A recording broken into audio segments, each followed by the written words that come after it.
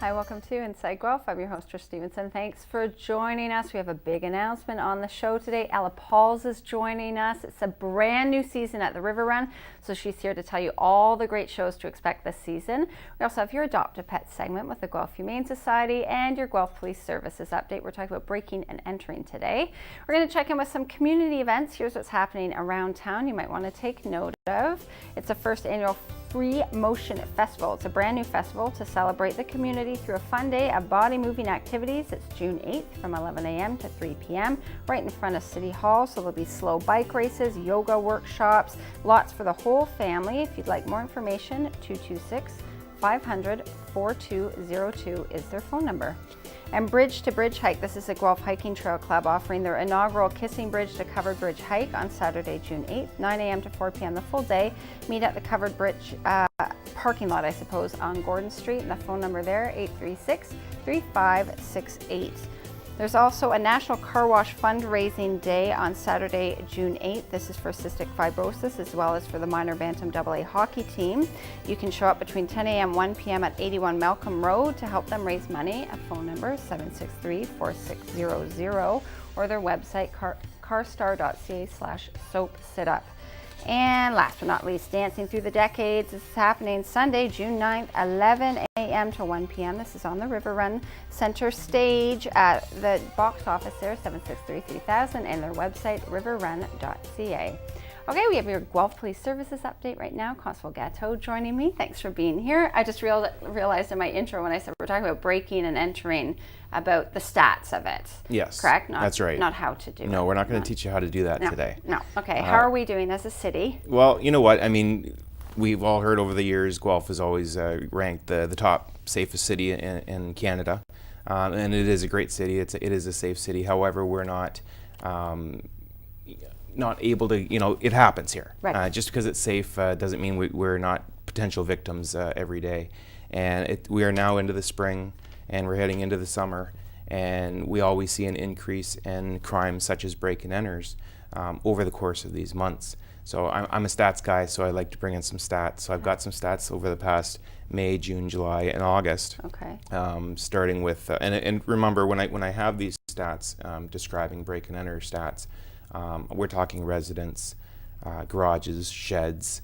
We're talking businesses, schools. I mean, these are all break and enter stats. So I haven't all lumped together. All lumped together. Okay. So these aren't just in houses. This is overall when we deal with stats for the break and enters. So last year in May there was actually 38 reported break and enters to all those scenarios in May. Okay. That was just in May. In June we had 27. In July we had 43, and then in August we had 61.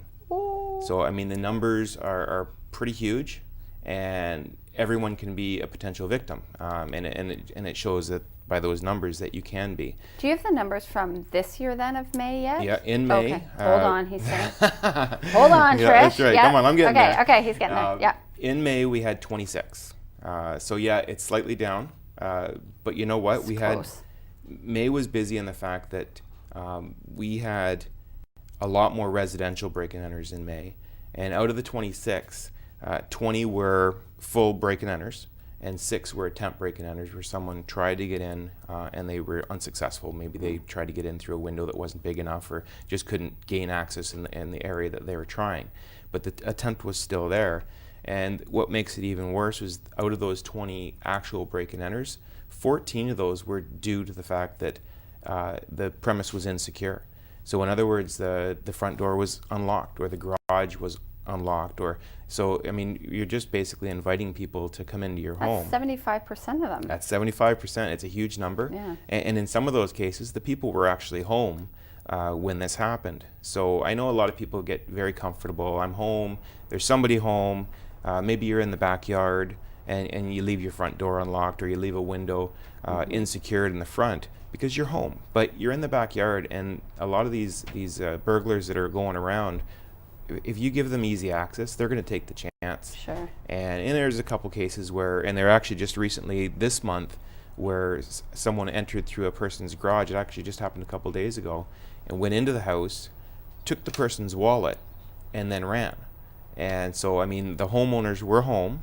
they saw this person come into their home. They saw them? They saw them, and actually the one person chased after the person for the wallet.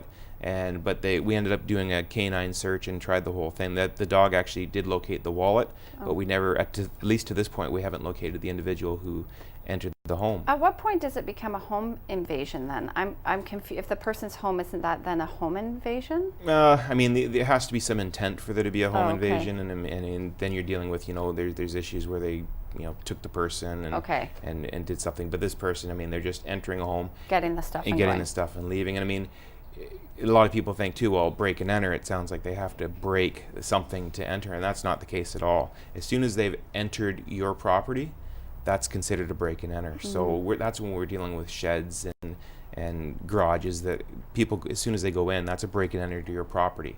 Right. And a lot of those things especially sheds, get left unlocked all the time. And those are calls that we're dealing with all the time. So basically what we have to do as a community, I mean, we have police that are out patrolling all the time. But I mean, this is a fairly big city now, and we have a lot of guys that are out there, girls that are out there patrolling, but we can't be everywhere. And these people that are doing these crimes, they know to look for us, and they're aware of the police, and they take those precautions. So it's hard for us to, just because we're patrolling, to catch these people doing it. Well, you wouldn't know either. Just, if you're driving down a residential street, you would have no idea if that person going into the house lives there or not. That would be the neighbors who would know that's not the person who lives there. That's right. So, and that's why, I mean, the community has to take charge of this, really. I mean, we have the power as a community to do this. You can secure your home. You can, let your neighbors know when you go away on a vacation. Take an honest look at your home. Go to the front of it and look at it and say, and go to the side of it and go to the back of it and give an honest opinion of your home and think like a burglar would think. Are those shrubs planted in an area where it's giving cover to a basement window? Right. Take those simple things that you think, it might be putting you at a position where you're going to get yourself in trouble. I like that advice because I know a lot of people are in the backyard gardening right now, and it's really obvious you're going to the front and the back, that you're in the back, you're not actually in the That's house, right. and all the doors are open. Yeah. Thank you so much. It's always a good, gentle reminder for us to be a bit more vigilant. We'll take a short break. When we get back, Ella Paul's here to talk about the new season at the River Run. We'll see you back here in a moment.